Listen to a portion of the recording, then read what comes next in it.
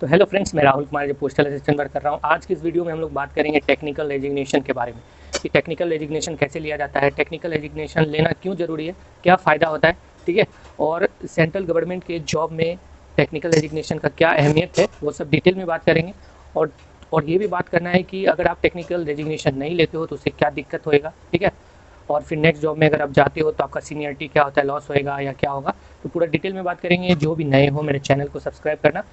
Postal assistant या SSC की किसी भी जॉब में डॉक्यूमेंट वेरिफिकेशन से रिलेटेड कुछ इशू लगता है तो आप मेरे को कमेंट कर सकते हो, व्हाट्सअप कर सकते हो, ठीक है। तो वीडियो स्टार्ट करते हैं। सबसे पहले रेजिग्नेशन क्या होता है, जैसे आप किसी भी पोस्ट पे ज्वाइन किए और आपको मन नहीं लग रहा है, ठीक है, तो आप वहाँ रिज़ाइन दे सकते हो। रिज़ाइन देने का दो तरीका होता है, एक नॉर्मल और एक टेक्निकल रेजिग्नेशन। नॉर्मल रेजिग्नेशन तक जाना जरूरी नहीं है, मेन आप जानो टेक्निकल रेजिग्नेशन, ठीक है। सबसे पहले टेक्निकल रेजिग्नेशन मिलता कब है, ठीक है, उसके बारे में जानेंगे। तो उसका 3-4 क्राइटेरिया है जो आपको फुलफिल करना पड़ेगा। सबसे पहले तो technical resignation central government job ही मिलता है, ठीक है। मान लो आप किसी भी, जैसे अभी पोस्टल डिपार्टमेंट में है और एक्साइज इंस्पेक्टर में जाना है तो ही आपको मिल सकता है, या सेंट्रल की किसी भी जॉब में आपको जाना है तो मिल सकता है। सेम ग्रेड पे से सेम ग्रेड पे में हो तो टेक्निकल रेजिग्नेशन मिल सकता है। जैसे फॉर एग्जांपल अभी इधर से 2400 ग्रेड पे हो और टैक्स असिस्टेंट में जाना चाहते हो तो टेक्निकल रेजिग्नेशन मिलेगा आपको। फिर तीसरा है लोअर ग्रेड पे से हायर ग्रेड पे में जाने का। फॉर एग्जांपल अभी इधर 2400 ग्रेड पे में हो और कहीं आपका ऑडिटर लग गया था, वहाँ जाओगे तो भी टेक्निकल रेजिग्नेशन मिलेगा। या फिर आप 2800 ग्रेड पे में हो, 4200 में गए, या 4200 में हो 4600 में गए तो भी टेक्निकल रेजिग्नेशन मिलेगा, ठीक है। ओवरऑल हम लोग बात करेंगे तो कि technical resignation central to central government में मिलता है और लोअर से हायर सेम ग्रेड पे। और लोअर और क्या होता है, जैसे आपका एक कंडीशन है जिसमें कि बहुत लोगों का कन्फ्यूजन रहेगा कि भाई इस बेसिस पे मिलेगा या नहीं मिलेगा, वो है लोअर से हायर ग्रेड पे। सबसे इंपॉर्टेंट टॉपिक यही है, लोअर से हायर ग्रेड पे, जो कि आपको जानना बहुत ही ज़रूरी है कि अगर आप यहाँ मतलब कहीं भी आप 4200 ग्रेड पे में ज्वाइन किए हो, अगर आपका मन है कि हम 2400 ग्रेड पे में जाएंगे तो वो भी आप वहाँ भी आपको टेक्निकल रेजिग्नेशन मिल सकता है। ये आपको अगर लग रहा है कि मेरी बात झूठ है तो आप DOPT department of personal training का एक ऑफिस मेमोरेंडम है, वो कब निकला है, वो जाके 5/8/2020 को निकला है, वो साइट पर जाके आप चेक कर सकते हो, ठीक है। डिपार्टमेंट ऑफ पर्सनल ट्रेनिंग का ऑफिस मेमोरेंडम है, वो 5/8/2020 को निकला है, उसको जाके आप चेक करो। जिसमें यह साफ दिया गया है कि अगर आप हाई ग्रेड पे हो और अगर लो ग्रेड पे में जाना चाहते हो तो भी आपको टेक्निकल रेजिग्नेशन मिल सकता है, ठीक है। इसमें ओवरऑल हाथ जो है वो आपके कॉम्पिटेंट अथॉरिटी पे डिपेंड करेगा कि वो आपको टेक्निकल रेजिग्नेशन देंगे या नहीं देंगे। अगर उनका मन है नहीं देने का तो आप उनको बायलेटर ही बोल सकते हो, या जो अपना जो रूलिंग है वो पुटअप कर सकते हो, तो आपको फिर बाद में वो दे सकते हैं, ठीक है। तो डिटेल में आप बात करेंगे कि एलिजिबल किस क्षेत्र में नहीं है, ठीक है, कि जो टेक्निकल रेजिग्नेशन है वो किस क्षेत्र में एलिजिबल नहीं है। फर्स्ट, अगर सेंट्रल गवर्नमेंट से आप स्टेट गवर्नमेंट में जा रहे हो तो आपको एलिजिबिलिटी नहीं है, आपको टेक्निकल रेजिग्नेशन नहीं मिल सकता। या स्टेट से सेंट्रल में जा रहे हो तो भी टेक्निकल रेजिग्नेशन नहीं मिल सकता। फॉर एग्जांपल आप अभी SSC में हो और स्टेट गवर्नमेंट की किसी सर्विस में लग गया तो आपको टेक्निकल रेजिग्नेशन नहीं मिलने वाला। या सेंट्रल गवर्नमेंट से PSU, मतलब बहुत लोग ऐसे क्वेश्चन कर रहे थे बैंक वाले, जो अभी बैंक PO है या बैंक क्लर्क है, कि अगर मैं पोस्टल असिस्टेंट ज्वाइन करता हूँ तो क्या मेरे को टेक्निकल रेजिग्नेशन मिलेगा, तो उसका सीधा आंसर है नो। या बहुत लोग ऐसे पूछ रहे थे कि UPSI में है तो टेक्निकल रेजिग्नेशन मिलेगा क्या, तो टेक्निकल रेजिग्नेशन नहीं मिलने वाला है। और जो PSU बैंक से भी सेंट्रल गवर्नमेंट में आप जाओगे नहीं होगा, या सेंट्रल गवर्नमेंट से आप बैंक में जाओगे तो भी आपको टेक्निकल रेजिग्नेशन नहीं मिलने वाला है।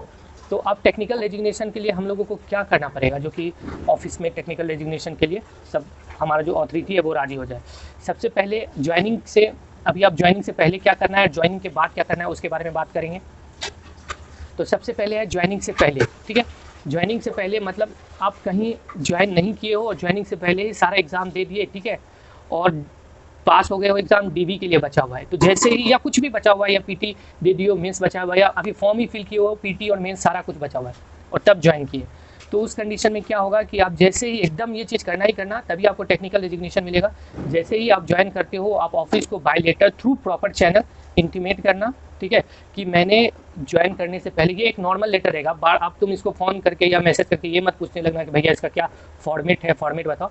ये नॉर्मल एक लेटर रहेगा, वो ऑफिस में आपको पता चल जाएगा, ठीक है। इसका कोई एक्चुअल में फॉर्मेट नहीं है, नॉर्मल एक लेटर जैसे लिखा जाता है कि हाँ अब मैं ज्वाइन करने से पहले ये एग्ज़ाम दे रखा हूँ और ये एग्ज़ाम का फॉर्म फिल कर रखा हूँ, ठीक है, वो इंटीमेट कर देना। और लास्ट में लिख देना कि अगर कभी ऐसा हो कि मैं एग्ज़ाम पास हो गया तो NOC की ज़रूरत पड़ेगी तो मेरे को NOC देना, ठीक है, मतलब एक अच्छे वर्ड में लिखना। तो ये हो गया पहले इंटीमेशन करने का, ठीक है। उसके बाद इन सर्विस अगर आप कोई फॉर्म फिल करते हो, ठीक है, तो आपको बताना है। कोई भी फॉर्म फिल करो, ऐसा मत समझना कि हम फॉर्म फिल कर दिए बताएंगे नहीं। फॉर्म फिल कर, जब आप सर्विस में हो तो एक एक काम करने से पहले आपको ऑफिस को इंटीमेट करना है और उससे परमिशन लेना है। अभी सोचो आप थ्रू प्रॉपर चैनल चल रहे हो, जैसे ही कोई फॉर्म फिल करना है पहले आप इंटीमेट कर दो कि मैं ये फॉर्म फिल करने वाला हूँ और इसका जो भी एग्ज़ाम होगा वो भी देने वाला हूँ। ये भी इंटीमेट कर देना कि जब भी एग्ज़ाम हो तो उसके लिए मेरे को छुट्टी दें, या मेरा सिलेक्शन हो जाए तो उसके लिए मेरे को एनओसी देना, ठीक है। तो ऑफिस आपको देने की कोशिश करेगी।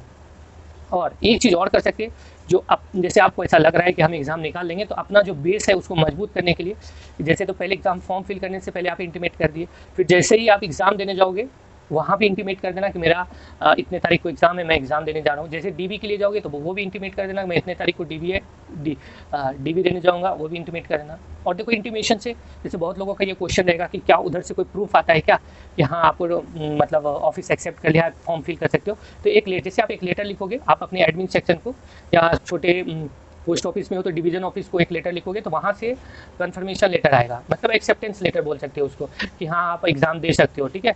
तो आप फॉर्म फिल कर दिए और एग्ज़ाम देने के लिए आपको वो परमिशन दे दिया। तो ये यहाँ तक हो गया। बीच में एक बात और बताएंगे कि बहुत लोगों का ऐसा पूछना है कि अगर परमिशन नहीं दिया फिर भी मैं एग्ज़ाम देना चाहता हूँ, तो दे सकते हो।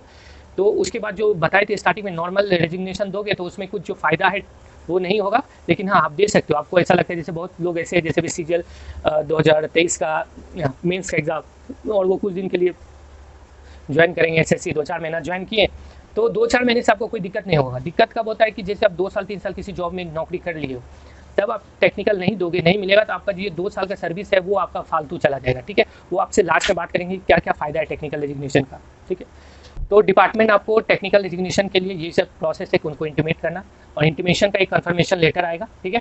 तो वो अपने पास आपको संभाल के रखना है, क्योंकि जब आप टेक्निकल रेजिग्नेशन का के लिए लेटर लिखोगे तो उस टाइम आपको मेंशन करना होगा कि इतने तारीख को मैं इन्फॉर्म किया था बाय लेटर नंबर इतना। देखो जब भी लिखना तो उसमें लेटर नंबर आता है, वो आप ऑफिस जाओगे तो आपको पता चलेगा कि बाय लेटर नंबर इतना मैंने ऑफिस को इंटीमेट किया था। फर्स्ट लेटर फॉर्म फिल करने टाइम, सेकंड जब डीवी देने गए थे या फिर जो पीटी देने गए थे, तो वो सब बाय लेटर नंबर इतना, डेटेड इतना, ऐसे करके आप उनको लेटर में लिखोगे। तो फिर वो जो अथॉरिटी के पास जाएगा, जो आपका कॉम्पिटेंट अथॉरिटी रहेंगे, तो वो नॉर्मली तरीके से अगर आप इंटीमेट किए रहते हो तो दे देते हैं। ऐसा कुछ नहीं, इशू नहीं है कि हाँ देंगे कि नहीं देंगे, वो दे देते हैं, ठीक है। अब बताते हैं कि टेक्निकल रेजिग्नेशन का फ़ायदा क्या होता है, ठीक है, जो कि आपको जानना बहुत ही ज़रूरी है और अच्छे से सुनना, ठीक है। इसको स्किप मत करना, क्योंकि मोस्ट ऑफ द स्टूडेंट जो अभी पोस्टल असिस्टेंट में ज्वाइन किए हैं, चांसेज है कि दूसरा कोई अच्छे ग्रेड पे के लिए नौकरी हो जाता है, तो आप जा सकते हो, ठीक है। और क्या टेक्निकल एजुकेशन का देखो एक फ़ायदा है। फर्स्ट फ़ायदा आपको बताते हैं, जैसे आप अभी पोस्टल असिस्टेंट या फिर कोई ऐसा जॉब है, ठीक है, वो 4200 में आप ज्वाइन किए हो, जहाँ पे एक कंडीशन आपको बताए थे ना, हायर से लोअर आने का टेक्निकल एजुकेशन। तो मान लो किसी जॉब में आप 4200 ग्रेड पे हो, वो साउथ में हो, ठीक है, फिर आपका बेसिक पे वहाँ पे मान लो 34,000 कुछ है या 39,000 समथिंग, अभी ग्रेड पे मेरे को ध्यान नहीं आ रहा 4200 का कितना, 39 मान के चलो 40,000 समथिंग ग्रेड पे हो गया है 4200 में। और लेकिन पोस्टल असिस्टेंट का आप 2400 ग्रेड पे में ज्वाइन करते हो, आप टेक्निकल डेजिग्नेशन आपको मिल गया, तो क्या होगा कि आपको पे प्रोटेक्शन मिलेगा। पे प्रोटेक्शन क्या होता है कि जो आपको वहाँ पे जो लास्ट बेसिक पे है, जैसे 4200 ग्रेड पे 40,000 वहाँ पे बेसिक पे आप ले रहे थे, तो जो आप 2400 में ज्वाइन करोगे ना, जो कि आपको घर के पास 2400 मिला है, तो आपका भी बेसिक पे वहीं से स्टार्ट होगा, 40,000 से ही स्टार्ट होगा। जो इस बारे में बहुत लोगों को कन्फ्यूजन है, फिर से बताते हैं कि अगर आप मान लो एक्साइज इंस्पेक्टर साउथ में है, जहाँ पे आपका बेसिक पे है 40,000, लेकिन आपका 2400 ग्रेड पे का नौकरी पोस्टल असिस्टेंट घर के बाजू में हो गया, तो आप टेक्निकल डेजिग्नेशन दोगे, ठीक है। और उसमें भी एक और कंडीशन है, उसके बारे में भी बात करेंगे। और टेक्निकल डेजिग्नेशन मिल गया, उसके बाद आपको पे प्रोटेक्शन मिलता है। तो जो 2400 ग्रेड पे है उसका बेसिक पे 25,500, लेकिन आपका स्टार्टिंग 25,500 से नहीं होकर 40,000 बेसिक पे से स्टार्ट होगा, ठीक है, सिर्फ। तो इस चीज़ का फ़ायदा मेन है टेक्निकल एजुकेशन में। तो बहुत ऐसे लोग हैं जो कि घर से दूर रह के 4600 में काम किए, फिर टैक्स असिस्टेंट हो गया, या फिर 2800 ग्रेड पे का जॉब उसको अपने होम स्टेट में लग गया, तो वो छोड़ के इसमें आ जाते हैं। बहुत ऐसे लोग किए हैं, ठीक है। तो टेक्निकल एजुकेशन का एक यहाँ पे फ़ायदा है। दूसरा फ़ायदा क्या है कि जो आपका इधर सर्विस है वो नेक्स्ट जॉब में काउंट हो जाएगा। तो आपको क्या फ़ायदा होगा, आप सीनियर हो जाओगे किसी से। फॉर एग्जांपल आप क्वार्टर के लिए अप्लाई किए हो ना, कोई बंदा आपके साथ ही वहाँ ज्वाइन किया है किसी भी पोस्ट पे, लेकिन क्वार्टर के लिए आप अप्लाई करोगे तो सबसे सीनियर आप ही रहोगे, ठीक है। तो ये सीनियरिटी, जैसे 3 साल इधर जॉब किए हो तो 3 साल आप सबसे सीनियर रहोगे। डिपार्टमेंटल एग्जाम देने में भी आपको फ़ायदा होगा। कहीं पर अगर 5 साल का डिपार्टमेंटल एग्जाम है तो आप 3 साल तो आप इधर कर लिए जॉब, दो साल ही मात्र आपको उधर करना पड़ेगा, ठीक है। उसके बाद दूसरा है जो आपका लीव है, जैसे EL HPL ये सब आप तो बताए हैं। जैसे EL और HPL जो है वो कैरी फॉरवर्ड होता है, ठीक है। तो मान लो आप दूसरे जॉब में 50 EL सेव करके आए हो, तो इस जॉब में भी आप अगर टेक्निकल रेजिग्नेशन लोगे तो 50 EL इस जॉब में आ जाएगा आपका। आपका जो उधर का सर्विस बुक है ना, वो इधर ट्रांसफर हो जाएगा जब आप टेक्निकल रेजिग्नेशन लेते हो। तो कितना फ़ायदा, देखो उधर आपका 3 साल सर्विस भी काउंट हो जाएगा, आप सबसे सीनियर भी रहोगे, साथ में जो लीव है जैसे EL HPL वो भी आपका सर्विस में काउंट हो जाएगा। अगर EL आपका सर्विस में काउंट होता है तो जब आपको बताए थे कि आप जब रिटायर करते हो तो 300 EL का कैश मिलता है अपने को, तो आपको वो 300 EL कंप्लीट करने में दिक्कत नहीं होगा। अगर आप नॉर्मल रेजिग्नेशन 2 साल नौकरी करने के बाद लेते हो तो ये सब थोड़ा सा प्रॉब्लम क्रिएट होता है, ठीक है। आपका सर्विस काउंट नहीं होगा, ये सब जो लीव है ट्रांसफ़र होना है वो नहीं होगा, ठीक है। तो इसलिए एग्ज़ाम देने से पहले ऑफिस को ज़रूर से ज़रूर इंटीमेट करना। अभी मेरे साथ भी बहुत बार ऐसा हुआ कि हम इंटीमेट नहीं किए, लेकिन चलो मेरा तो कहीं हुआ ही नहीं। लेकिन बहुत ऐसे दोस्त है वो बोलते रहे यार हम छोड़ के चले जाएंगे, देखा जाएगा 2 महीना 6 महीना साल भर का ही जाएगा ना। तो ये सब मत सोचना, हमेशा टेक्निकल वे में सोचना, समझा। क्योंकि अगर जैसे बहुत ऐसा लोग होता है उस समय एक्साइटमेंट में अरे देख लेंगे ये लेंगे, नहीं, हमेशा टेक्निकल वे में सोचना है कि छोटा छोटा फ़ायदा आपको कभी कभी बहुत बड़ा। क्योंकि जब आप देखो यहाँ से सीनियर जाओगे तो वहाँ पे जो MSCP लगता है, ठीक है, वो भी आपको सबसे पहले लग जाएगा, तो कितना फ़ायदा होगा आपको, ठीक है। उसके बाद NPS जो है न्यू पेंशन स्कीम, जो हमारा प्रान नंबर में जो हमारा पेमेंट हर महीने जमा होता है वो भी एज इट इज़ ट्रांसफ़र हो जाएगा, कुछ चेंजेस नहीं होगा। फिर जो LTC क्लेम मिलता है जो सरकार हमको ट्रैवल करने के लिए साल में पैसा देती है, वो भी एज इट इज़ अगर आप उधर नहीं लिए हो तो आप इधर ज्वाइन करते ही यूज़ कर सकते हो। एक फ़ायदा और है कि आपका अगर EL कैरी फॉरवर्ड होगा तो जैसे आप लोग हमेशा पूछते हैं भैया न्यू ज्वाइन करेंगे तो छुट्टी मिलेगा कि नहीं मिलेगा, तो उनके साथ ऐसा इशू नहीं रहेगा। वो ज्वाइन करेंगे, उनको जितना दिन छुट्टी चाहिए, 50 छुट्टी इधर बचा हुआ है, 50 इधर कैरी फॉरवर्ड हो गया तो आराम से उसको 50 छुट्टी मिलेगा। तो ये सब फ़ायदा है। उसके बाद जो और एक मेन चीज़ फ़ायदा है, एनुअल इंक्रीमेंट में फ़ायदा है। वो क्या फ़ायदा, मान लो आपको तो इंक्रीमेंट के बारे में बताए थे कि जैसे ही ज्वाइन करते हैं तो अपना इंक्रीमेंट फिक्स किया जाता है, या तो जनवरी या तो जुलाई, ठीक है। तो ऐसा क्या होता है कि मान लो आप पिछले वाले जॉब में आपका इंक्रीमेंट जनवरी में लगता था और इस वाले में आप ज्वाइन किए अक्टूबर में, ठीक है, तो फटाक से आपको जनवरी में इंक्रीमेंट लग जाएगा। नहीं तो ऐसे आप अक्टूबर में ज्वाइन किए तो आपको जुलाई में लगना चाहिए, लेकिन आपको लग जाएगा जनवरी में। तो देखो अक्टूबर में ज्वाइन किए तो जुलाई में क्यों लगना चाहिए। किसी भी सर्विस में अगर आप ज्वाइन करते हो, न्यू कैंडिडेट रहोगे, तो 6 मंथ 180 डेज आपका कंप्लीट होना चाहिए इंक्रीमेंट के लिए। इंक्रीमेंट 2 बार साल में 2 बार नहीं, 2 समय लग सकता है, एक बार है जनवरी और एक बार जुलाई। आप जब ज्वाइन करते हो तो आपका जब 180 डेज कंप्लीट होगा तो पहले जनवरी आ जाएगा, उसके बाद तो आपको जनवरी में लगेगा, या उसके बाद जुलाई आता है तो जुलाई में लगेगा। लेकिन टेक्निकल रेजिग्नेशन से क्या फ़ायदा है कि आपका अगर उस जॉब में ये फिक्स हो गया है कि हर साल आपको जनवरी में इंक्रीमेंट लगेगा और आप टेक्निकल रेजिग्नेशन लेके जा रहे हो, तो इस बार भी मान लो अक्टूबर या नवंबर में ज्वाइन करो या दिसंबर में ज्वाइन करो और जनवरी में आपका तो फिक्स है, तो आपको फटाक से जनवरी में इंक्रीमेंट लग जाएगा। तो ये सब फ़ायदा है, ठीक है। और पे प्रोटेक्शन एक वर्ड है जो कि आपको जानना चाहिए। देखो टेक्निकल रेजिग्नेशन, जैसे बहुत लोग ऐसे पूछेंगे कि भाई क्या टेक्निकल रेजिग्नेशन के लिए प्रोबेशन पीरियड कंप्लीट होना चाहिए कि नहीं। देखो टेक्निकल रेजिग्नेशन के लिए प्रोबेशन पीरियड कंप्लीट नहीं होना चाहिए, ठीक है। कुछ डिपार्टमेंट में प्रोबेशन पीरियड 2 साल का होता है, कुछ में 1 साल का भी होता है, कुछ में 3 साल का भी होता है। तो टेक्निकल रेजिग्नेशन के लिए प्रोबेशन पीरियड का कंप्लीट होना ज़रूरी नहीं है। लेकिन जो हम पे प्रोटेक्शन के बारे में बोल रहे हैं ना, एक वर्ड जो यूज़ करें पे प्रोटेक्शन के लिए जो आपका प्रोबेशन पीरियड है वो कंप्लीट होना चाहिए, तभी आपको पे प्रोटेक्शन मिलता है। पे प्रोटेक्शन होता क्या है, पे प्रोटेक्शन आदमी मोस्टली लेता है क्या, जब आप ज्वाइन करते हो तो वो पहले से जहाँ ज्वाइन किए हो उसका ग्रेड पे हाई रहता है और जहाँ ज्वाइन किए वो उसका लो रहता है, लेकिन बेसिक पे सेम है। मान लो देखो साउथ में आप 4600 ग्रेड पे में 3 साल काम किए तो आपको बेसिक पे बढ़ गया, लेकिन इस बार जो है सेम पोस्ट आपको आपके यहाँ मिल गया, आपके होम टाउन में, होम स्टेट में। तो अगर पे प्रोटेक्शन वहाँ पे 3 साल जो आप काम किए तो वहाँ पे आपका जो प्रोबेशन पीरियड कंप्लीट हो गया, फिर कंफर्मेशन लेटर भी आ गया, तो आप जब यहाँ ज्वाइन करने जाओगे तो टेक्निकल रेजिग्नेशन जब मिलेगा तो क्या होगा, पे प्रोटेक्शन भी उसमें मिलेगा। तो आपको क्या होगा, जो वहाँ का बेसिक पे है ना वहीं से स्टार्ट होगा यहाँ, ये फ़ायदा। या फिर प्रोबेशन पीरियड अगर आपका कंप्लीट रहता है तो पे प्रोटेक्शन मिलेगा। अगर अभी यहाँ 2400 ग्रेड पे में ज्वाइन किए हुए हो, पहले हो 4600 ग्रेड पे में और आपका होम टाउन में 2400 मिल गया, पे प्रोटेक्शन मिला, प्रोबेशन पीरियड आपका कंप्लीट हो गया, तब जाके आपको क्या होगा कि यहाँ पे जो वहाँ 4600 ग्रेड पे का जो बेसिक पे है वो 2400 ग्रेड पे में वहीं से स्टार्ट हो जाएगा। तो पे प्रोटेक्शन के लिए प्रोबेशन पीरियड कंप्लीट होना चाहिए, लेकिन टेक्निकल रेजिग्नेशन के लिए पे प्रोटेक्शन कंप्लीट नहीं होना है। अगर सिर्फ आप टेक्निकल रेजिग्नेशन लोगे, जैसे 2 महीना 3 महीना होने के बाद भी टेक्निकल रेजिग्नेशन मिल सकता है, लेकिन पे प्रोटेक्शन 2 महीना 3 महीना होने के बाद नहीं मिल सकता, ठीक है। सीनियरिटी बना रहेगा, टेक्निकल रेजिग्नेशन लोगे, क्वार्टर लेने में अच्छा फ़ायदा होगा, ये सब कंडीशन है जो कि आपको टेक्निकल रेजिग्नेशन के बारे में जानना जरूरी है। और एक वर्ड है LIEN, लीन करके एक वर्ड होता है। जब आप टेक्निकल रेजिग्नेशन लोगे तो इसके बारे में भी जान लो। लीन वर्ड अगर आप अपने एप्लीकेशन लेटर में, जो रेजिग्नेशन लेटर है उसमें यूज़ करोगे तो उसका ये फ़ायदा है कि आप सेंट्रल गवर्नमेंट से किसी और सेंट्रल गवर्नमेंट में चले गए, ठीक है। जैसे 2400 ग्रेड पे मैं पहले काम कर रहे थे होम टाउन में, लेकिन आपको लोभ हुआ, आप 4000 ग्रेड पे साउथ में चले गए, लेकिन आप देखिए कि पैसा यार वहाँ भी बच नहीं रहा है। तो लीन वर्ड अगर आप यूज़ किए रहोगे ना, LIEN, तो क्या होता है कि आप 2 साल, जो जितना प्रोबेशन पीरियड रहता है 2 साल के बाद भी उस जॉब में चले जा सकते हो। मतलब अगर आप 2400 से 4600 में गए तो लीन आपको मिला रहेगा, तो 4600 से 2400 में फिर रिटर्न हो सकते हो। ये फायदा रहता है टेक्निकल रेजिग्नेशन विथ लीन, ठीक है।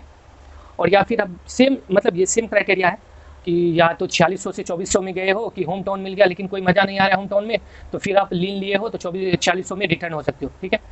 तो आशा करते हैं कि ये आपको अच्छे से समझाए होंगे और आपको समझ आया होगा।